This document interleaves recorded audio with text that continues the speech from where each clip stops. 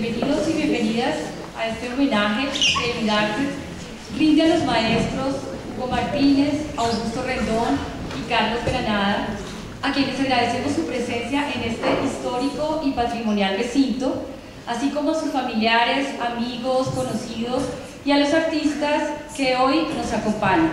Sabemos que el maestro Hugo Martínez se encuentra enfermo y en representación nos acompaña su esposa, la maestra Gisela Ballesteros. Bueno, hoy iniciamos nuestro programa, nuestro homenaje con la presentación del video de Vidartes y a continuación con una breve lectura del perfil biográfico de cada uno de los maestros que homenajearemos.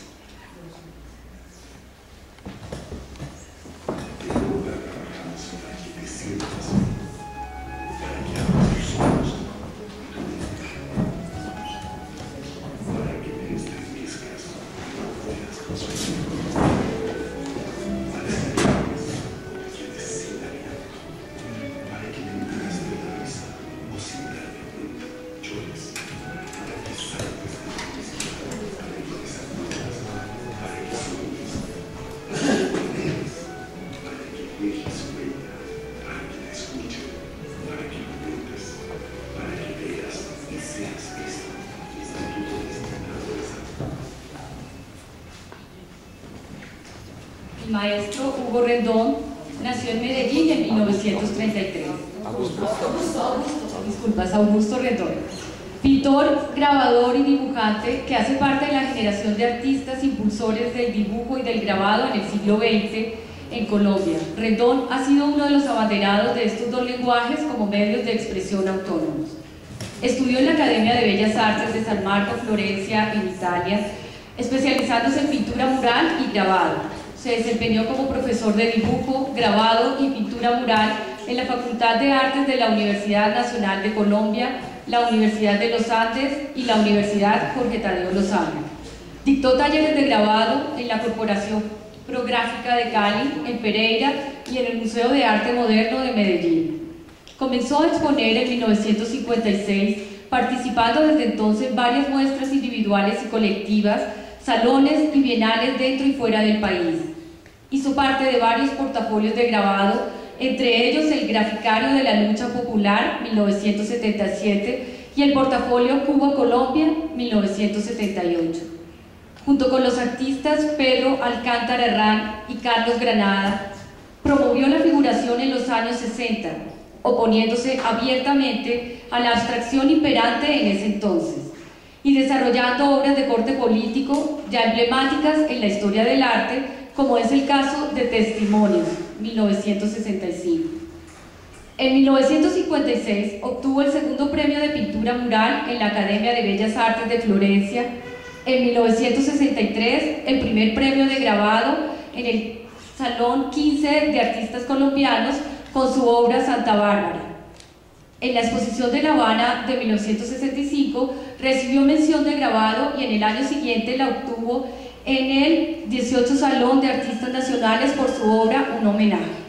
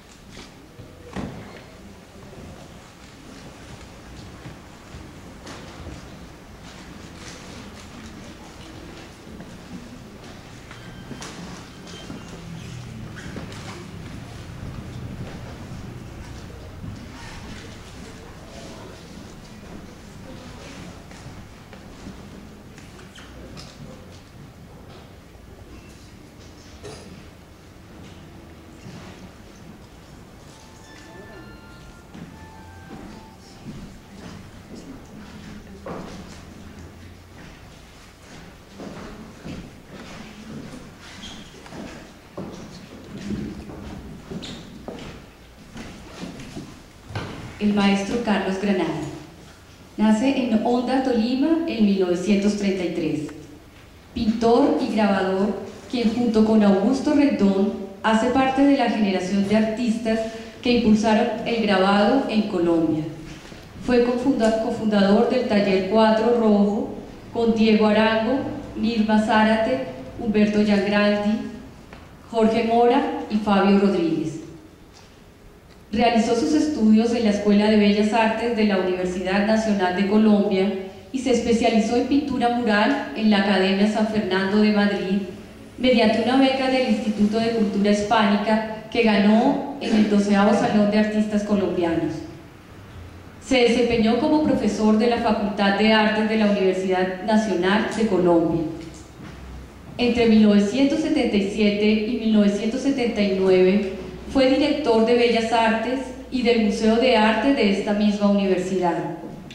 Estuvo vinculado a la Universidad Jorge Tadeo Lozano, donde ocupó el cargo de decano de la Facultad de Artes. Dirigió varios talleres de mural en Ibagué. Ha expuesto su obra desde 1957, tanto en muestras individuales como colectivas dentro y fuera del país. Obtuvo el primer premio de pintura en el 15º Salón de Artistas Colombianos por la obra Solo con su muerte, el segundo premio en el Salón Gran Colombiano y el Salón Croydon realizados en Cali. Recibió en 1992 la Orden del Congreso de la República en el grado Cruz de Caballero. En 1993 fue condecorado por el Departamento del Tolima y en 1999 fue galardonado con la Orden de la Democracia de la Cámara de Representantes.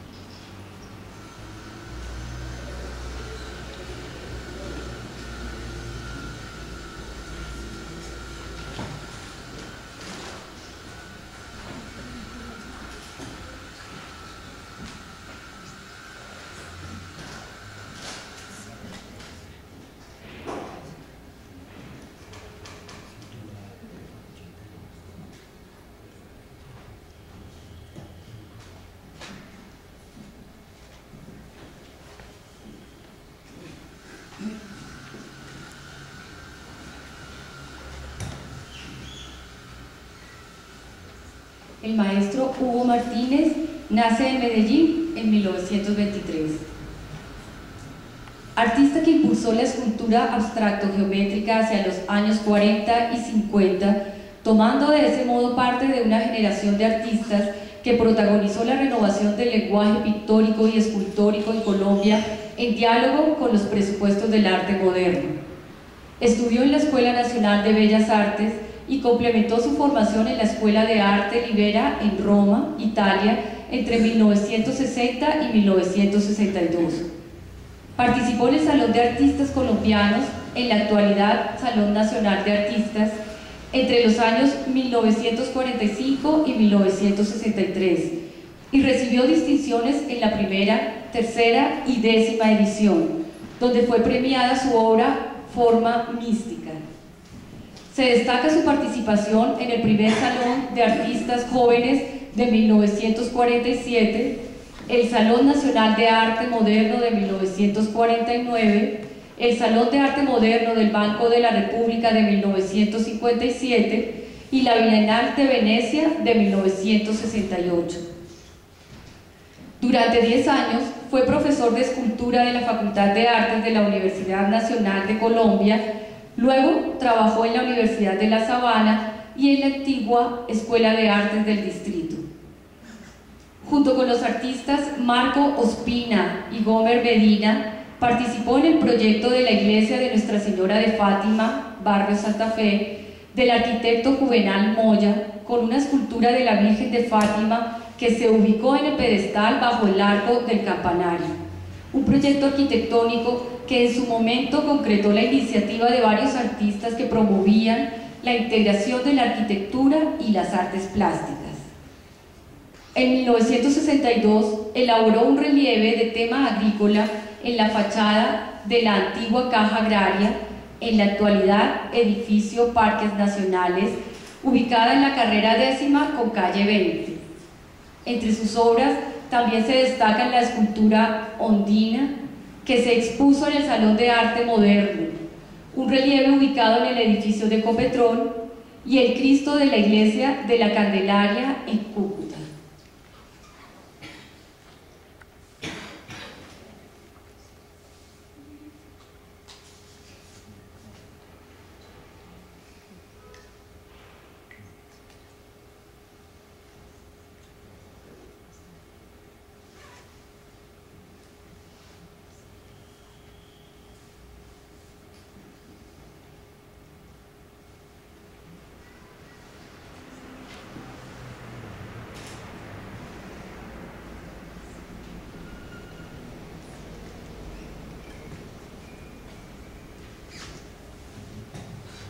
Bueno, continuamos nuestro programa con palabras del director general del Instituto Distrital de las Artes, el maestro Santiago Trujillo Escobar, quien entregará el reconocimiento a cada uno de los artistas.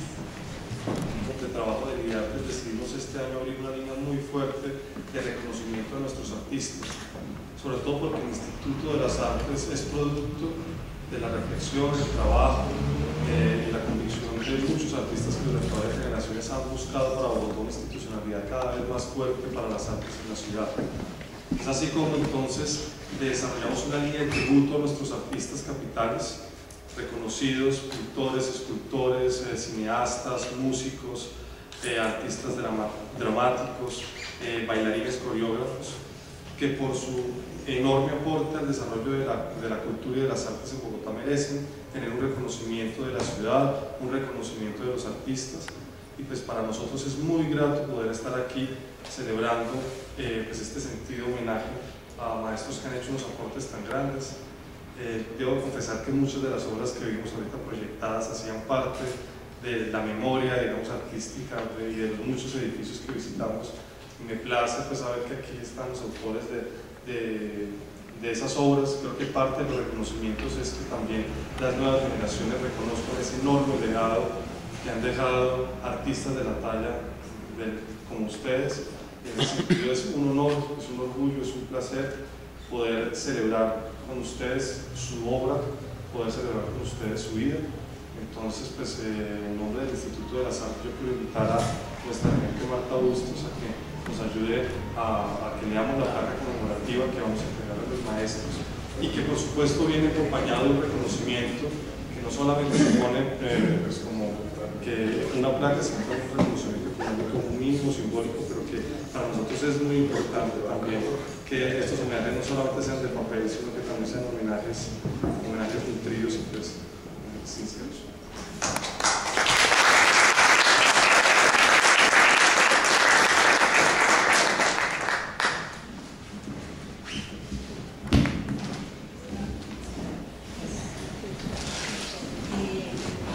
Vamos a dar entrega de una placa homenaje y de un reconocimiento económico a cada uno de los tres maestros que hoy nos acompañan. Voy a leer el contenido de la placa. Dice: la Alcaldía Mayor de Bogotá, la Secretaría de Cultura, Recreación y Deporte y el Instituto Distrital de las Artes rinden homenaje al maestro Hugo Martínez González por su aporte invaluable a la consolidación de la escultura moderna en Colombia a través de la creación y la formación de artistas. Placa homenaje a Hugo Martínez González, Bogotá, septiembre de 2011.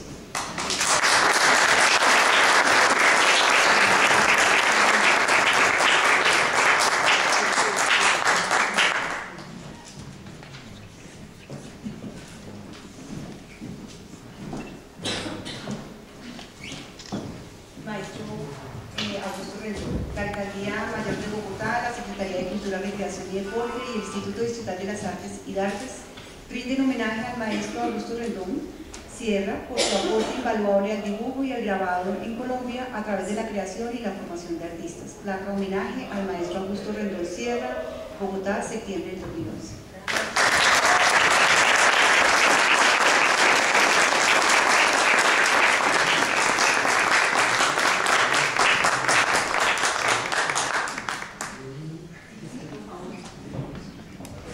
Agradecerle a los que tuvieron la ocurrencia de nominarnos. Muchas gracias, ya tenemos ocasión de charlar.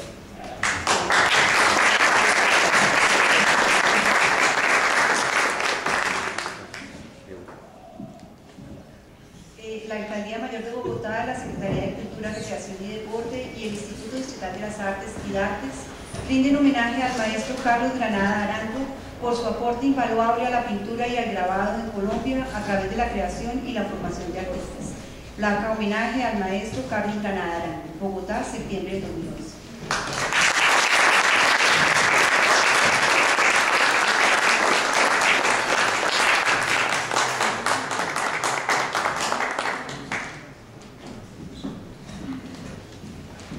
Yo quiero también agradecer y rendir un homenaje a la Alcaldía de Bogotá y al gobierno de la capital, porque es la primera vez que realmente se toma una iniciativa en apoyo al problema de las artes en la ciudad de Bogotá y en el país. Por lo tanto, es para mí motivo de gran agradecimiento y entender que realmente a partir de ese momento las artes van a tener un desarrollo especial en el país, porque se va a reconocer una labor que generalmente no ha sido suficientemente reconocida en el país. Muchas gracias. Nos parece muy significativo escuchar de viva voz, que lamentamos mucho al maestro Martínez, pero está muy bien representado por su esposa Gisela, que es su cómplice, una compañera muy cómplice con el maestro. Escuchar de viva voz algunas experiencias que permitan, sobre todo a los más jóvenes que veo en la sala, reconocer la obra y el aporte de estos tres grandes maestros. Bien, yo quisiera como de pronto recoger un poco las palabras que dijo Marta con Marisa, y la recojo porque estamos justamente en un espacio de la Universidad Nacional de Colombia, y de cierta manera ustedes tres tienen con el maestro Martínez y el maestro Granada Rendón una relación muy fuerte con la escuela. El maestro Martínez y el maestro Rendón en Granada se formaron en la Escuela de Bellas Artes y posteriormente fueron profesores. El maestro Martínez durante los años 50 y el maestro Granada Rendón sí se llegaron a pensionar de la universidad. El maestro Granada pues fue director del Departamento de Bellas Artes. Entonces, digamos, mi primera pregunta sería sobre las motivaciones que los llevaron a estudiar artes. Creo que hoy muchas personas se debaten como en familias sobre qué es estudiar artes, o sea, lo que implica ser artista hoy. Entonces me gustaría que el maestro Granada, el maestro Rendón, nos hablaran qué los motivó a estudiar artes y cómo fue ese tránsito para ser luego profesores. El maestro Rendón se formó en la Escuela de Bellas Artes de Florencia, por lo tanto es una pregunta sobre ese hecho de salir fuera del país a formarse, regresar a Bogotá y trabajar como profesor en la Universidad Nacional. Y luego con Gisela le haré una pregunta muy puntual sobre la formación del maestro, porque Gisela, pues, no todos saben, fue alumna del maestro Martínez. Entonces, bueno, empecemos con el maestro Granada, sobre su formación maestro en la escuela y luego como profesor. ¿Cómo se puede caracterizar esa formación que usted recibió? Y luego usted, ¿qué creyó finalmente para impartirle a sus estudiantes unas enseñanzas que usted consideraba fundamentales? Bueno, realmente los artistas desde muy pequeña edad tienen una profunda disposición un poco a la representación, el encanto que representa para un jovencito el problema de la imagen, el arte, etc. Es un llamado que lo tenemos desde muy pequeños. En el caso mío particular, evidentemente fue así. Tenía una profunda pasión por el arte. Mi papá en sus ratos libres pintaba. Evidentemente en la casa había un ambiente propicio para esas cosas. Además de eso, pues era también la búsqueda a través de la literatura y otros elementos, el cine y todo, toda esta expresión, todo este elemento importante que es la figuración, etc. Por lo tanto, eso fue lo que me motivó a mí personalmente a estudiar arte. Busqué esto con mucha ansiedad desde pequeño hasta que encontré aquí Bellas Artes.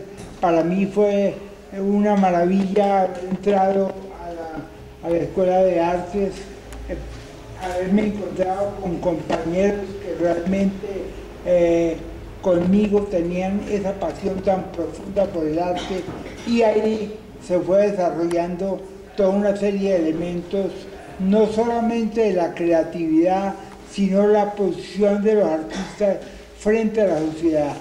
Para mí este elemento era muy importante porque fue el que me abrió una conciencia muy particular sobre qué era el país, cómo era el país, qué nos estábamos encontrando nosotros en el país. Nos toca momentos muy difíciles en el momento de nuestra formación. A mí personalmente me tocó parte de la dictadura de Rojas Pinilla.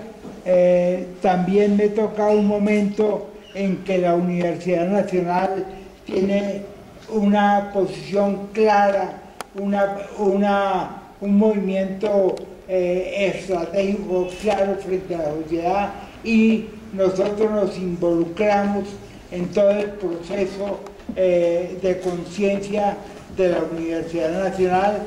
La Facultad de Artes era parte de la Universidad Nacional. Era el momento en que la universidad todavía no se ha formado del todo.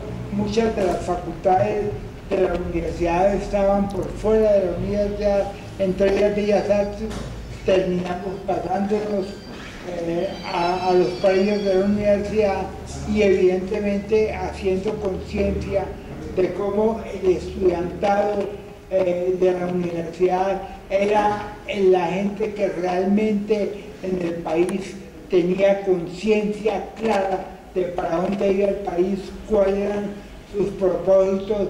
Por eso había movimientos importantes de los estudiantes universitarios, y nosotros como artistas contribuíamos realmente a hacer los carteles, las imágenes que promovieran todo este contenido de la universidad frente a los problemas del país.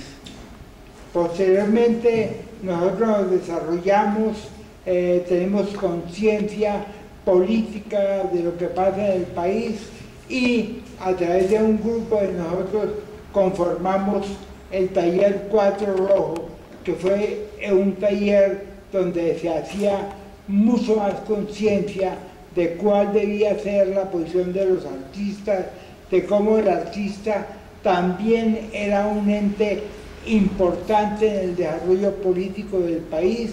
Y a partir de ese momento nosotros impartimos, nosotros creamos conciencia también de la problemática del país.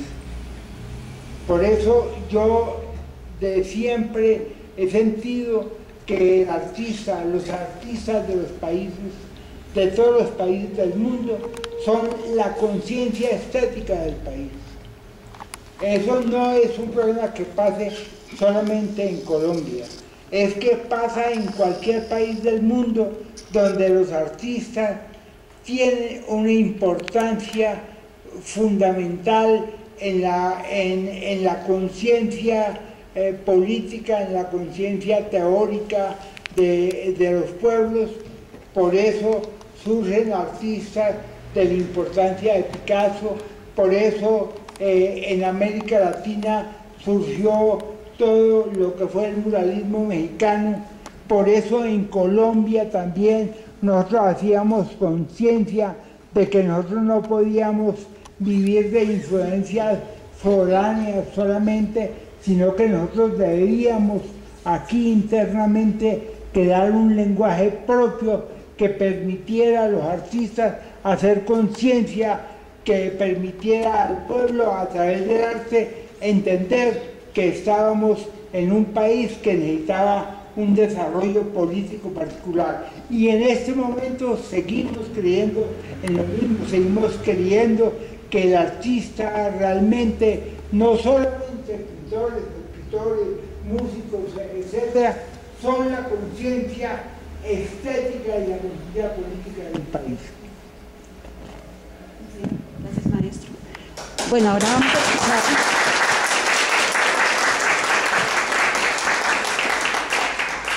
En esa misma vía la pregunta es el maestro Rendón. El maestro está en Medellín y decide irse a Florencia. Entonces, muy interesante saber este contexto en el que usted está en Medellín, que lo induce a viajar, buscar una formación fuera, y cómo fue esa formación, qué se encuentra usted, qué es lo que trae cuando usted regresa al país y cuando comienza a trabajar en la Nacional. Yo hice mis primeras letras en Medellín con un profesor privado, Rafael Sáenz, alumno del maestro Pedronel Gómez, y con él empecé a enterarme de la riqueza en el estudio de las artes plásticas.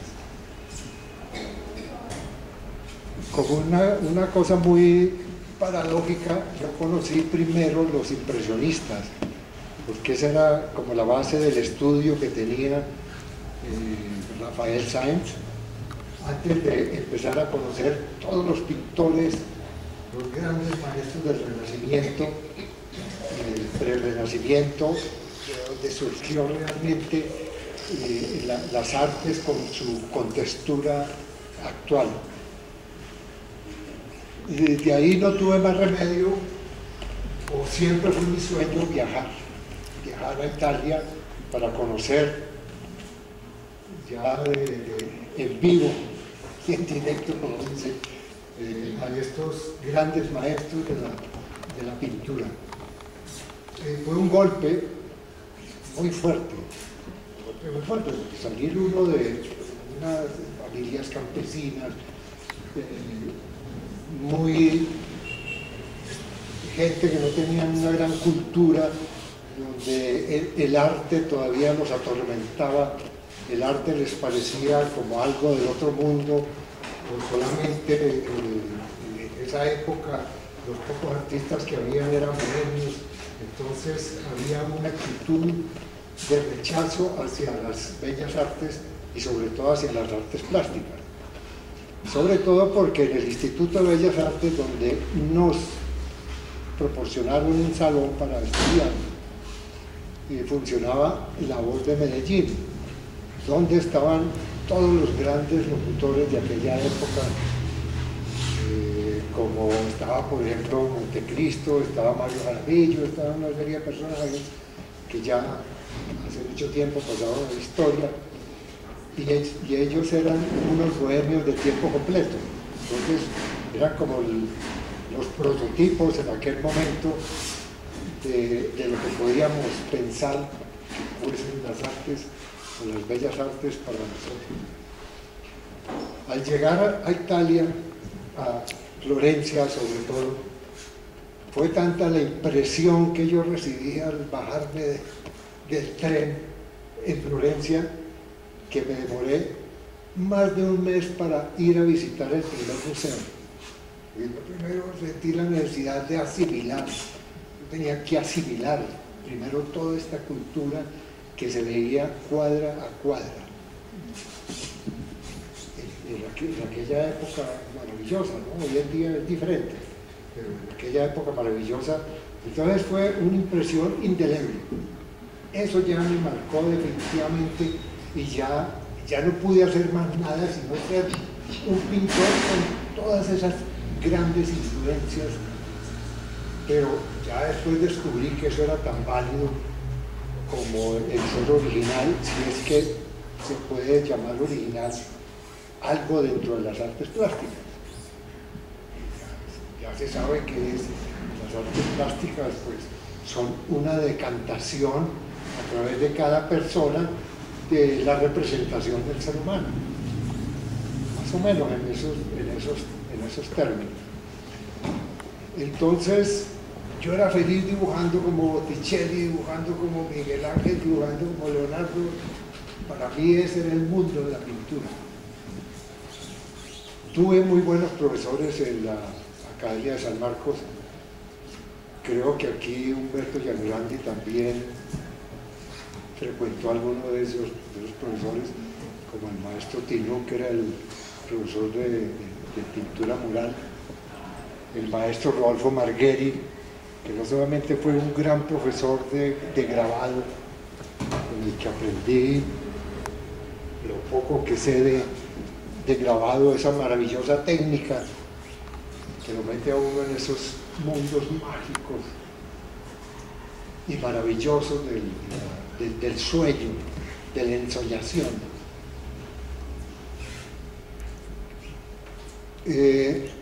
Además, que con él empecé a tener una cierta conciencia de la situación social del país. En esa época estaba el dictador Rojas Pinilla. Yo estuve en Italia cuando él fue dictador aquí los 3 a 4 años que estuvo, ¿no? Pero sí me enteré de todas las masacres que hubo en aquellas épocas, que también me marcaron profundamente porque mi familia fue una de las que sufrió a raíz de eso, ¿no?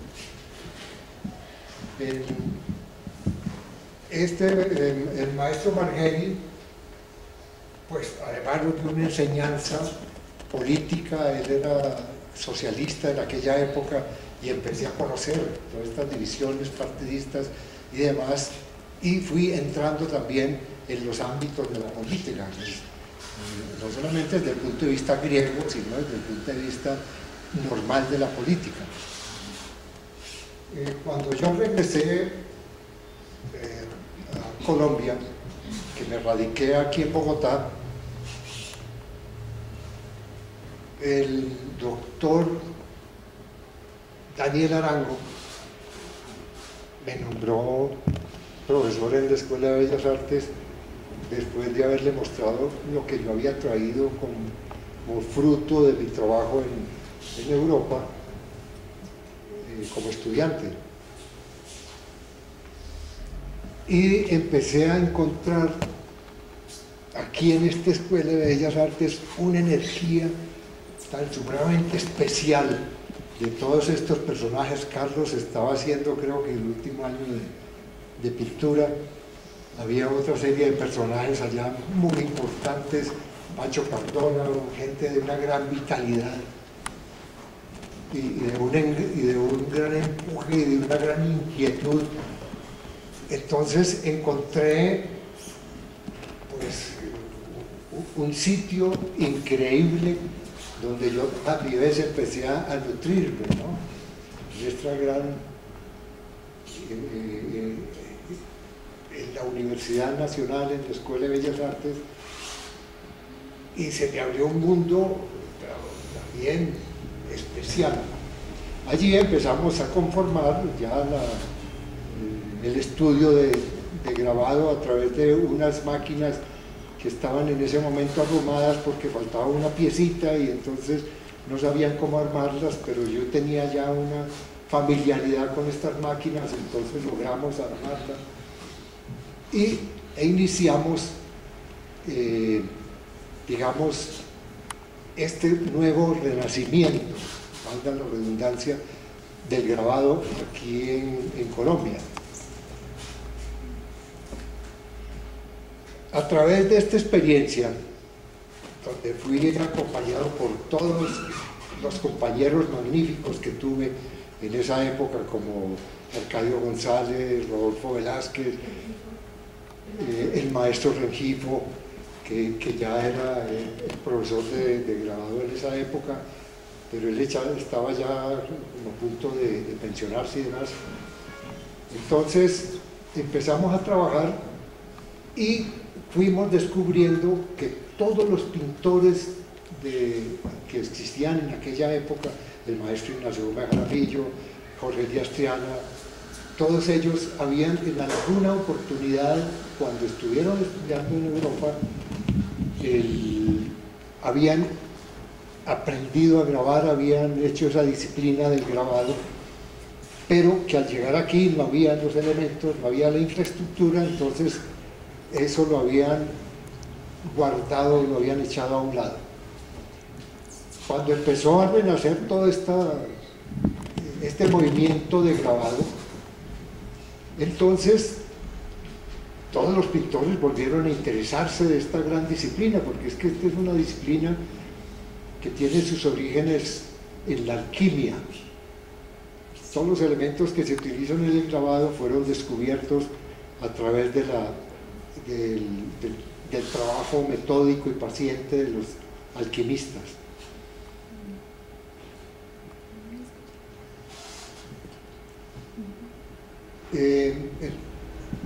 Bueno, de pronto he hablado mucho y como aburrido. Por esos días, en aquella época, después de varios años de estar ahí en el claustro de Santa Clara, además maravilloso porque hasta fantasmas teníamos en la Escuela de Bellas Artes.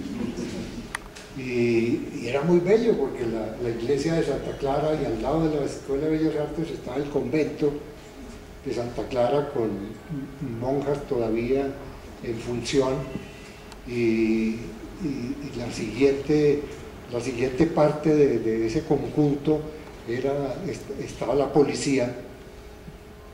Entonces estaba como el núcleo de todas las cosas que nos han acompañado siempre, ¿no? Que siempre hemos trabajado con mayor ahínco, como han sido los procesos, digamos, que se han referido políticamente o a la religión o al poder a través de las fuerzas militares, etcétera, todos estos elementos que hemos trabajado siempre aquí porque nos han acompañado siempre en tantos años de violencia. Porque es que pues, yo realmente la violencia la conocí desde los 5 o 6 años, cuando existía la violencia partidista. Y creo que si alguna vez hubo 10 años de paz y tranquilidad, no fue más. De resto, la violencia partidista cambió a la violencia actual, la violencia de las guerrillas, de los paramilitares, del narcotráfico, etcétera, etcétera, para no ir a meter las patas de pronto. Entonces, pues, fue alrededor de todo esto que se fueron dando todas estas corrientes. Y por esta misma razón, por el contenido político y contestatario de toda esta obra que empezamos a analizar, porque era imposible darle la espalda a esta situación creada en este país, pues nos fueron marginando, ¿no? Nos boicotearon en un cierto sentido y durante mucho tiempo fuimos completamente marginados del proceso artístico. En ninguna parte apelaban a nosotros, solamente el Museo de Arte Moderno, por ejemplo, cuando necesitaban hacer una exposición de arte político o contestatario o de denuncia, entonces nos llamaban a nosotros, a los de la Escuela de Bellas Artes. Del resto éramos completamente repudiados. Pero de todas maneras, como el problema del arte, ese problema tan personal del arte, es que además produce sus propios paraísos, ¿no? Entonces es una gran alegría uno poder estar metido siempre dentro de dentro de este mundo del arte. De manera que uno ya tenía su gratificación. Además, pues la Escuela de Bellas Artes, la Universidad Nacional, fue realmente el alma mater, fue la mater nutricia de todos nosotros en la universidad, los que además de lo que le dimos, de lo poquito que le dimos, mucho que nos retribuyó en conocimiento en muchos aspectos de la vida, desde el punto de vista marxista, desde el punto de vista de la conciencia, desde el punto de vista de la filosofía. No quiero hacerme más largo, entonces sigamos. Muchas gracias.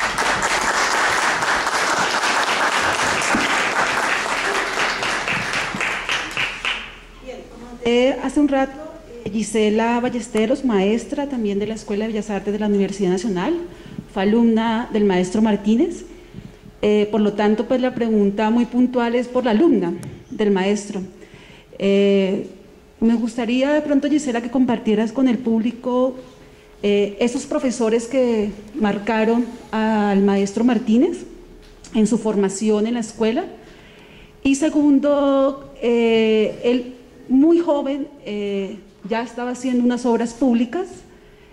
Vale la pena de pronto recordarle al público que la iglesia de la Virgen de Fátima, ubicada en la calle 22 con carrera 18, barrio Santa Fe, la Virgen que encontramos en la fachada es del maestro Martínez. El mural exterior es de Marcos Pina.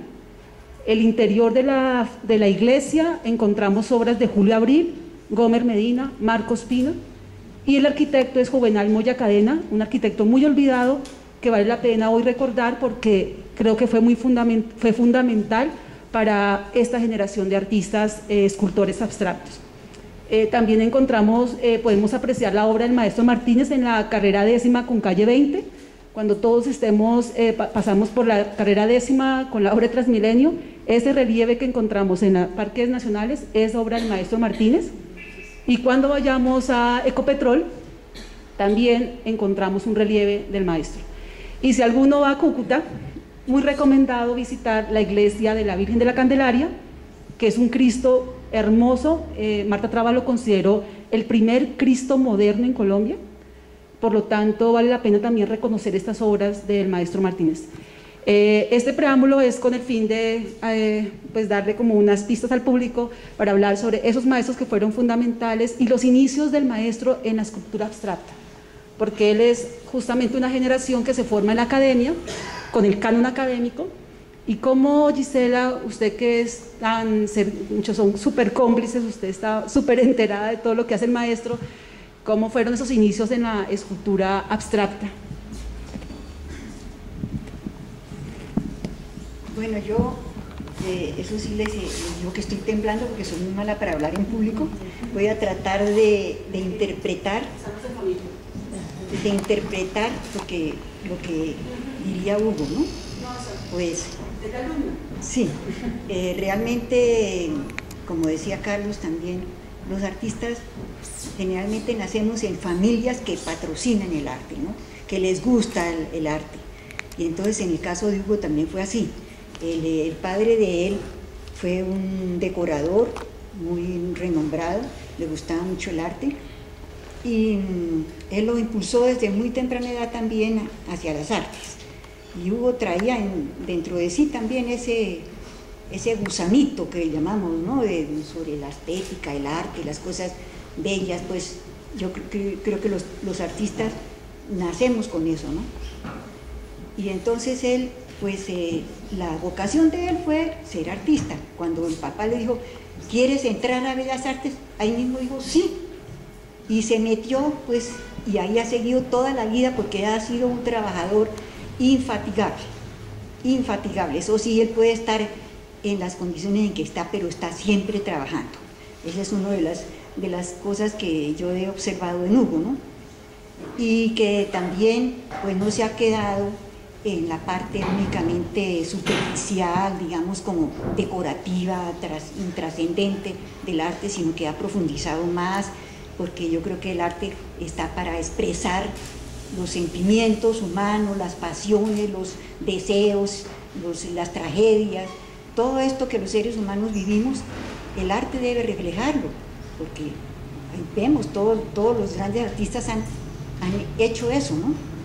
Y entonces, pues la obra de Hugo se caracteriza también por eso, ¿no?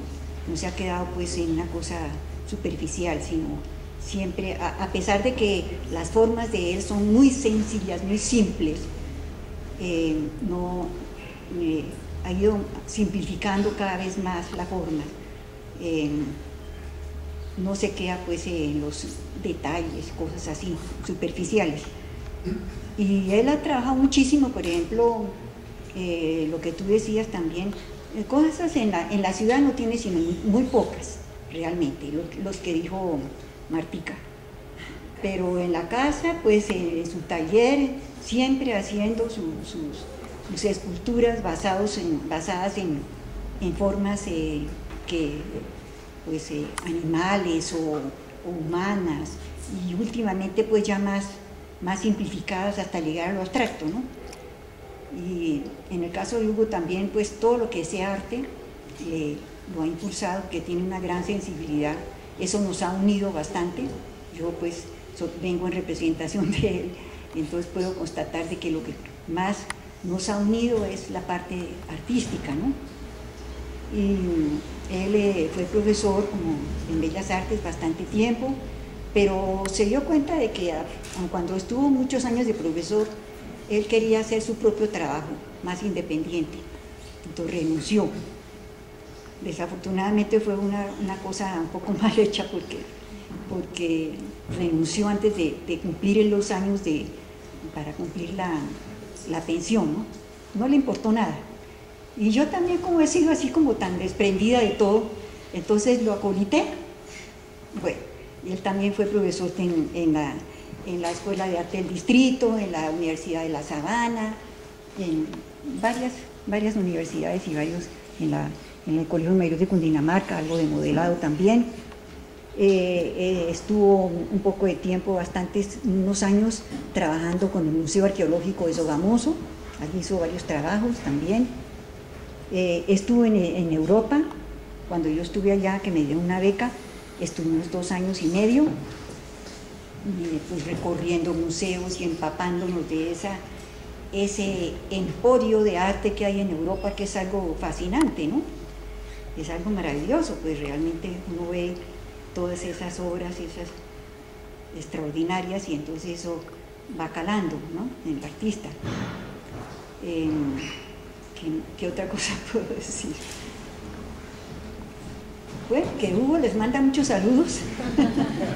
Desafortunadamente él está bastante mal de salud, ya va a cumplir 89 años, que eso ya es un récord. Él me decía a mí una vez que nunca se imaginó ni siquiera llegar al año 2000. Ya estamos en el 2011 y todavía sigue trabajando. Entonces yo creo que es que el arte lo mantiene a uno como muy vital, ¿no? Y el hecho pues de estar en la vida y estar empapándose de los problemas y de las cuestiones humanas, ¿no?, sociales y humanas, pues eso le da a uno como deseos de transformar este mundo y de hacer algo mejor, ¿no?, y de dejar como un legado para la humanidad, ¿no? Entonces eso lo compartimos con Hugo.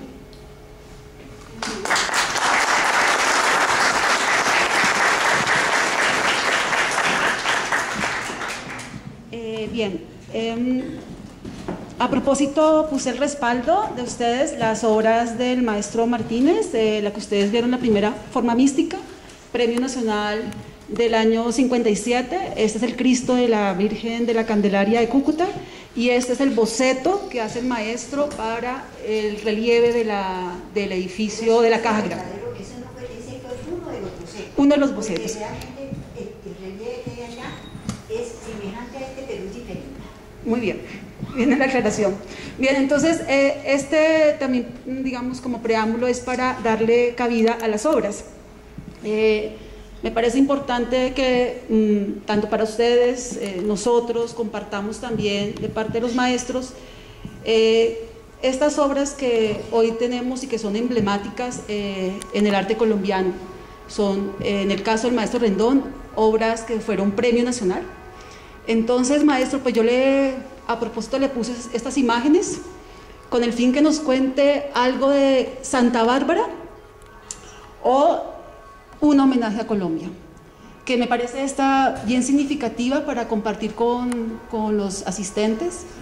Este homenaje a Colombia, usted dirá en qué radica.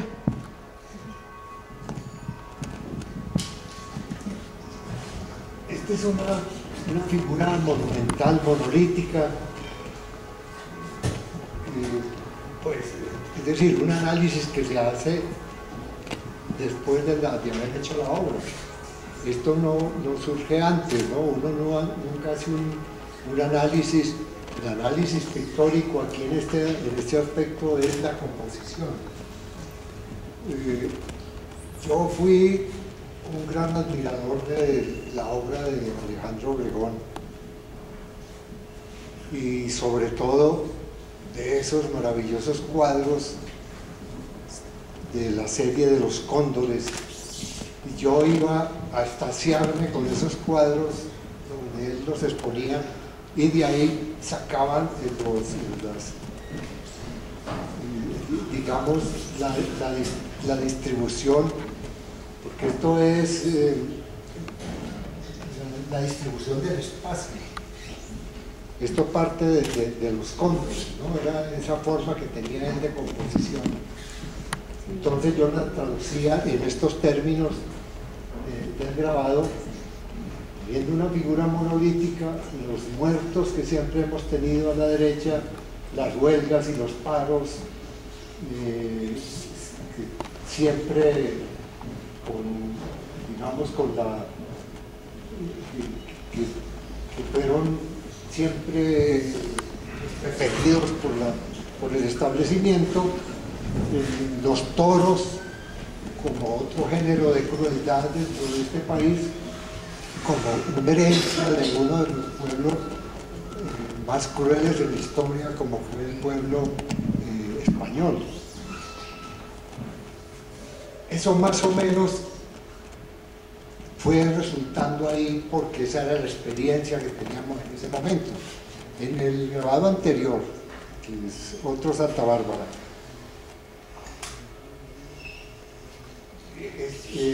pues recuerda un poco a Goya porque es una de esas figuras impresionantes de los asesinatos, de los fusilamientos de la Moncloa de Goya. Entonces, parto de esa premisa, pongo pues la gente que sufre, la gente que es perseguida, etcétera, etcétera. Además, en esa época la policía antimotines inventó o creó sacar los perros para que persiguieran a los manifestantes. Eso fue una manifestación en la cual yo estuve, porque yo era muy solidario con mis estudiantes y asistimos, porque nosotros también estuvimos en Puente Aranda presos varias veces, sobre todo en la época del doctor Gerard, que invadió la universidad con tanques y gases, y fuimos a parar allá, una experiencia que también disfrutó Humberto Giangrandi, recién llegado a este país, Carlos, en fin, casi todos, porque pues nos solidarizábamos con nuestros estudiantes. Entonces soltaban perros pastores alemanes para que disolvieran las manifestaciones. Entonces era sálvese el que pueda. Y ahí salió ese grabado. Bien, maestro. Aquí tengo también uno, y ahora el maestro Granada nos va a hablar de unas obras también que le hemos puesto, pero la nueva bandera colombiana. Creo que sería también interesante cuál es esa nueva bandera colombiana. Pues la idea es que esta nueva bandera fue creada precisamente por los personajes allí explícitos en la obra. Según el significado de la bandera, el amarillo es la franja más ancha porque es el oro de este país que se lo llevaron las multinacionales. Entonces esa franjita se angostó. La segunda franja, que simboliza el azul del cielo, de los grandes espacios de la geografía colombiana, pues ya a través de la contaminación que todos conocemos también se angostó. En cambio la otra, que era la sangre de los héroes, ahora se convirtió en la sangre del pueblo colombiano y se ensanchó.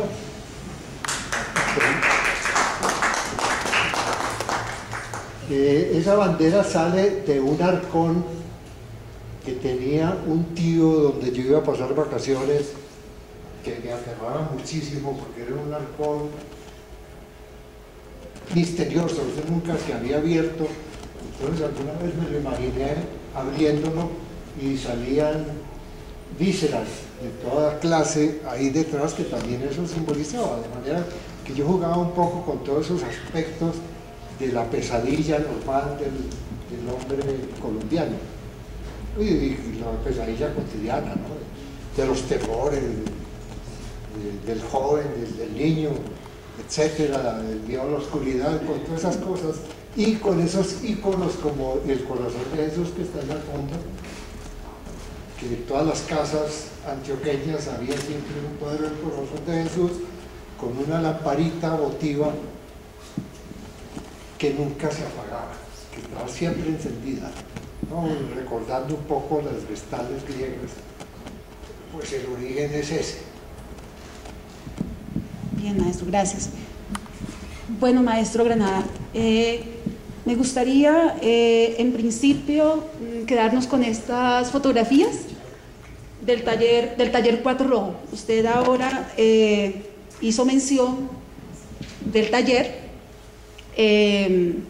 un taller como usted lo señaló muy claramente, un primer momento fundado por Diego Arango, Nirma Zárate, luego Humberto Yangrandi, Carlos Granada, Jorge Mora, perdón, luego Humberto Yangrandi, Carlos Granada, ¿no? Hacen parte del taller, y posteriormente Fabio Rodríguez Amaya. Este taller incluso, pues de pronto para los que no saben, es un taller que actualmente ha despertado el interés de jóvenes investigadores. Creo que en curso van 4 investigaciones sobre el taller Cuatro Rojo, sobre lo cual nos gustaría también de parte suya conocer esa experiencia. O sea, tenemos 2 imágenes del taller, el logo mismo del taller, y es por el autor colectivo. Es decir, el taller Cuatro Rojo le apuntó a un autor colectivo, y eso de pronto me inquieta que usted compartiera con nosotros la intención de crear colectivos, es decir, por ese interés de unirse, este grupo de artistas. Aquí tenemos la presencia de Humberto, de unirse, un taller con un corte político muy fuerte, gráfica política, es lo que estructura el taller. Entonces, pues creo que vale la pena escuchar de viva voz su experiencia con el taller, la conformación y lo que usted considera que es lo que aporta el taller en ese momento, en el contexto artístico del país, y sobre todo su relación con los movimientos sociales. Bueno, la verdad es que el taller Cuatro Rojo tiene una historia bastante compleja. Inicialmente llamaba el taller Cuatro Rojo, que había fundado Diego y Nirma y Jorge Mora, y posteriormente un grupo de artistas preocupados un poco por la problemática social del país, cosa que ya he dicho desde un primer momento. Nuestra preocupación siempre fue hacer conciencia política en un país tan atrasado políticamente como Colombia. Entonces nosotros nos reunimos con Humberto Giangrandi, que era a su vez también profesor de la Universidad Nacional, y refundamos el taller Cuadro Rojo para darle definitivamente una orientación de orden social. Nosotros estábamos convencidos de que la imagen que los artistas podían producir en un país tan atrasado políticamente y un país en manos de toda una clase dirigente completamente retardataria, nosotros queríamos hacer conciencia frente al país. Hay que entender que cuando los artistas toman posiciones políticas frente a ciertos aspectos, inmediatamente llaman eso un arte comprometido. En ese momento, muchos artistas que habían venido al país, muchos artistas colombianos que se habían formado en otras partes, venían un poco a imponer ciertos estilos y ciertas posiciones un poco norteamericanas o con influencia realmente de un abstraccionismo que no correspondía a una problemática nacional. Allí se presenta realmente un gran debate con nosotros, con el taller Cuadro Rojo. Y evidentemente es un momento en que el país también se mueve dentro de una serie de situaciones políticas muy concretas.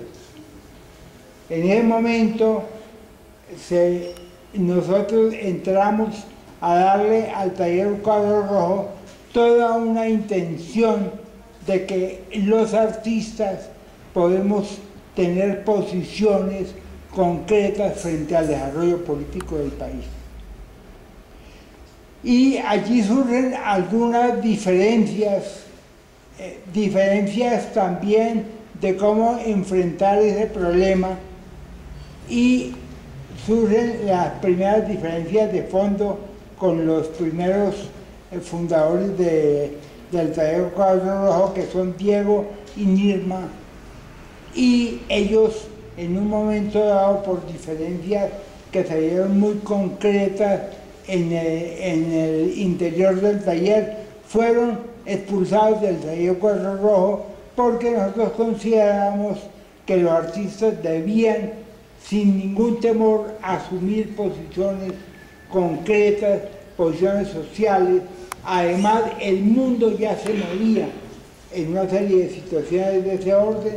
He nombrado aquí el caso de Picasso, he nombrado el caso del muralismo mexicano, he nombrado cómo en Europa también se movían posiciones políticas muy concretas. Acaba de pasar la Segunda Guerra Mundial y el mundo se movía en unas situaciones políticas muy álgidas y definitivamente era necesario que los intelectuales del mundo tomaran posiciones frente a lo que estaba sucediendo.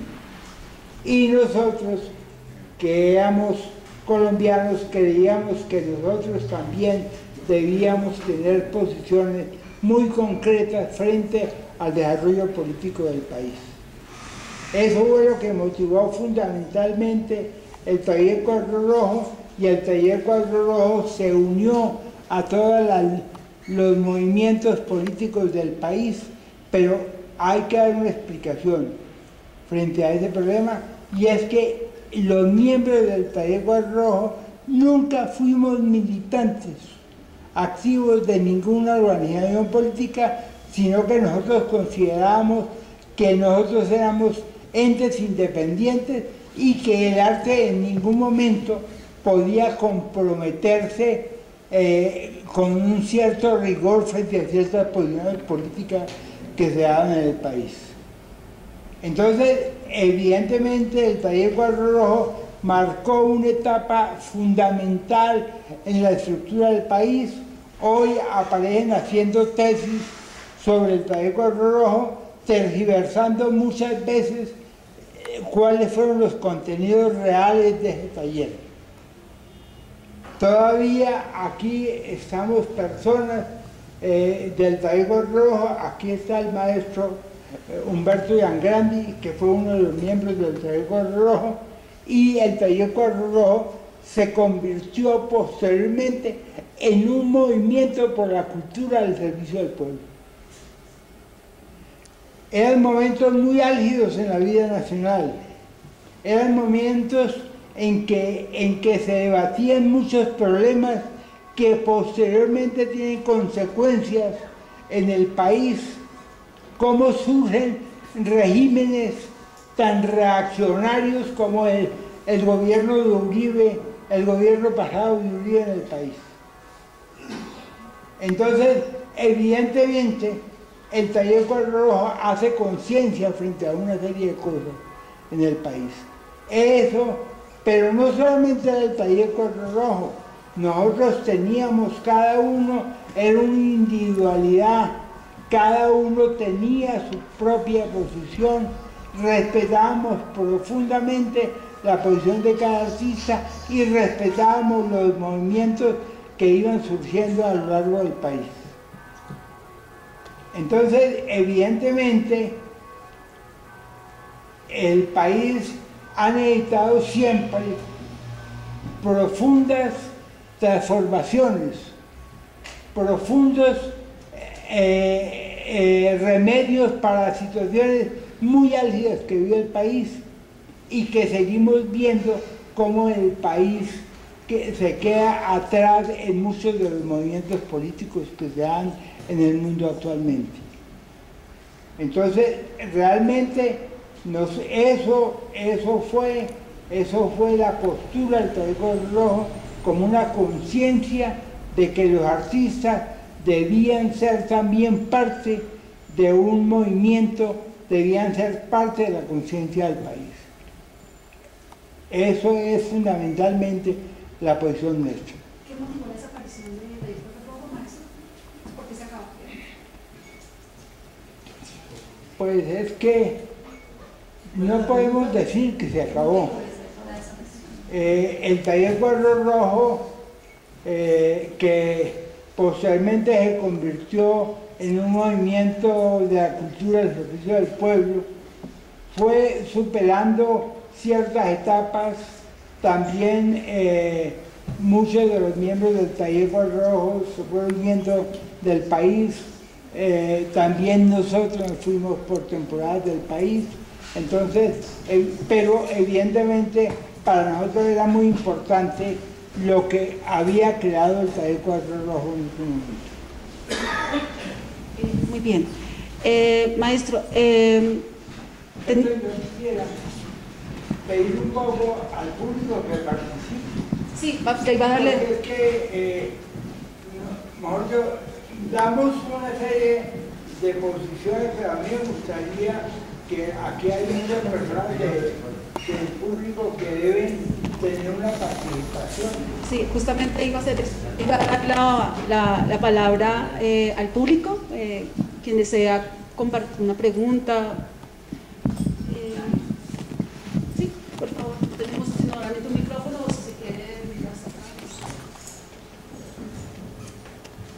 Bueno, lo primero, felicitar al maestro Hugo Martínez, Carlos Granada y Augusto Rendón, y decirles solamente algo que para mí es silenciador, y es mi profunda admiración por su posición frente a la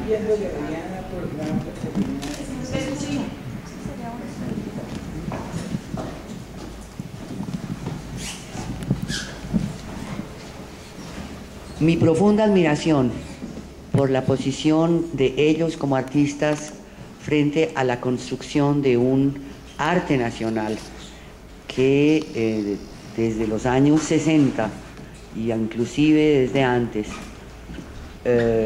ha intentado golpearse, y con ello a los artistas que lo realizan, y reemplazarlo por un arte cuya influencia es ajena a lo nacional. En ese sentido, lo mismo que a Jan Grandi. Quiero agradecerles esa posición y que continúen manteniéndola, entendiendo que nuestro arte como una forma de expresión cultural debe tener unas profundas raíces en el país, en lo que sucede, y una posición crítica. Los artistas deben tener una conciencia social como cualquier otra persona y dar a conocer su verdad de lo que está ocurriendo, y en ese sentido creo que ellos son un ejemplo.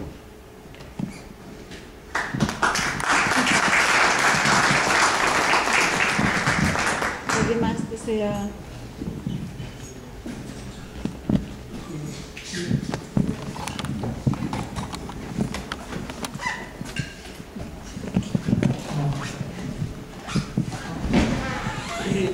Me gustaría aclarar algunas cositas sobre el taller Cuatro Rojo, que me parece que son muy importantes y que Carlos indudablemente lo ha dicho, pero no ha especificado algunos puntos que yo considero fundamentales.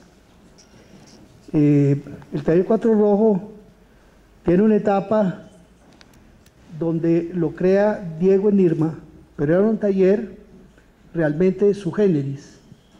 Tenía también algunos, digamos, análisis político con Villegas y Jorge Mora. Cuando nosotros realmente nos reunimos por muchas circunstancias de lucha, de discusiones en el arte nacional, donde constantemente nos encontrábamos un grupo de artistas siempre con ciertas ideas similares dentro de una pelea casi individual, nos dimos cuenta que era muy importante construir un taller donde pudiéramos hacer un trabajo, un colectivo muy importante dentro de las artes plásticas. Y en esas reuniones realmente planteamos un nuevo taller, un nuevo colectivo con un discurso completamente distinto a lo que era entonces lo que se llamaba el Taller Cuatro Rojo. Hubo un gran error, llamarlo Taller Cuatro Rojo, porque en el fondo no hay ninguna continuidad con el Taller Cuatro Rojo que fundó Nirma y Diego, y ahí hay un gran error histórico, porque ponen a Diego y Nirma como fundadores de un taller que no corresponde al segundo taller donde fuimos fundadores, Diego, Nirma, Carlos, mi persona y Jorge Mora en una primera instancia. Pues yo esa parte creo que hay que darle ya mate, como se dice. ¿Por qué? Porque me parece que ahí ha habido una desinformación que no quiero entrar en profundidad, ¿verdad? Pero me parece que hay algo que no corresponde a la realidad. Por otro lado, me parece muy importante el énfasis de cuando nosotros expulsamos a Diego y Nirma por razones realmente políticas muy precisas, por eso la palabra tan grave, expulsión, nosotros nos encontramos en una nueva reorganización en el Taller Cuatro Rojo, como dijo Carlos, que era muy importante porque fue un movimiento dentro de una mirada de la cultura popular donde realmente se desarrolla mucho entre Bogotá y Medellín. Es un movimiento que construye muchos grupos de estudio, de investigación en toda la área del conocimiento social. Es realmente un movimiento donde analiza, donde realmente reconstruye la historia del país, y esa parte realmente no se ha hablado nunca del Taller Cuatro Rojo. Nosotros mismos en una época no queríamos hablar de eso por razones éticas y por razones de respeto por muchos compañeros, porque ya el problema de la segunda fase del Taller Cuatro Rojo no le corresponde solamente a las artes plásticas, le corresponde a la sociología, a la justicia, a los médicos, a los historiadores, a los actores, a los directores de teatro, a los escritores. a la historia, a la antropología, a la arqueología, a la psicología, etcétera, etcétera, donde hay toda una cantidad de intelectuales muy importantes que todavía están vivos, otros fueron asesinados, otros han desaparecido de muerte natural, etcétera, etcétera, donde aportaron investigaciones muy importantes que lástimamente no fueron publicadas en ese entonces, por razones también muy específicas y también por el corto tiempo que después duró esa segunda parte del taller.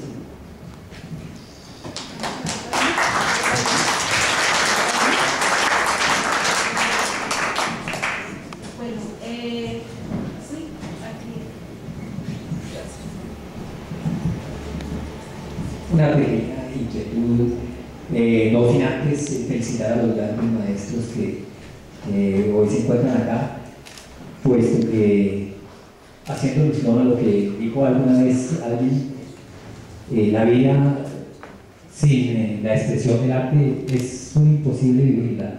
O también decía otro amigo que vivir del arte es casi imposible, pero es aún más imposible vivir sin arte.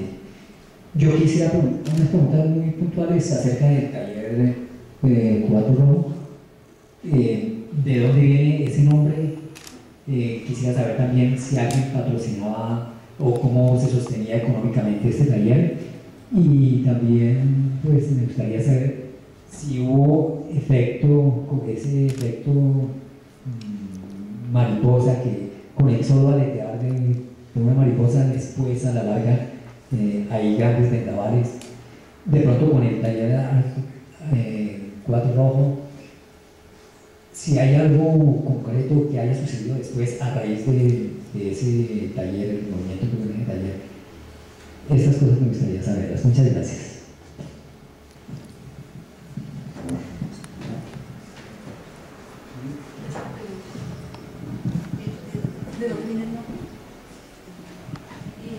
Pues no, el nombre realmente no viene específicamente. Inicialmente el taller se ha fundado por 4 artistas y le llamaron Cuatro Rojo. Rojo pues quiere decir que estaban en una posición, en contraposición con un país que se movía fundamentalmente en la derecha, y por eso lo llamaron Cuatro Rojo. Posteriormente entramos a conformar y a darle otro sentido completamente diferente, así como ha explicado un poco el maestro Ian Grandi, de que el taller Cuatro Rojo quería comprometerse en una función social, de la función que debe cumplir el arte en cualquier tipo de sociedad.